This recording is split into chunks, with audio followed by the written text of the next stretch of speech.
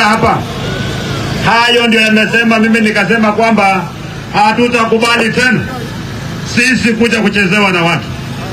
Kwa sasa kuna mtu amekuja hapa kila siku hapa anaambia Waluya pigia huyu kura, pigia huyu kura. Na sisi hatuendi kwa kuwachagulia viongozi. Mbona hawezi kuheshimu sisi? Kwa sababu kwa miaka mingi watu wangu, wacha niwaambie, sisi tumeshindwa kupanga siasa yetu. Tumepeleka watu kule mbele, wameenda pale kwenda kulala wasingizi, hawajui ile tabu tuko nayo. Hii umaskini ambayo tuko nayo hapa Western ndio nafanya hata karani wa president anakuja kusomea sisi kama watoto wadogo. Nyinyi mtakubali haya maneno kweli? Hii Malava hii vile mheshimiwa amesema is the richest constituency in Western. Nyinyi mtakana kuwa matajiri, lakini kiona nyinyi sio matajiri.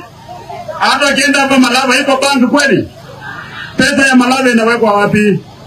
Mazama nyinyi mnalima miwa, pesa ya miwa ikuje hapa. Kama pesa ya miwa ingekuwa inakuja hapa, tungekuwa na banga hapa, si ndio?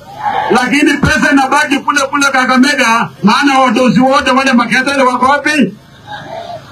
Mnakubali maneno?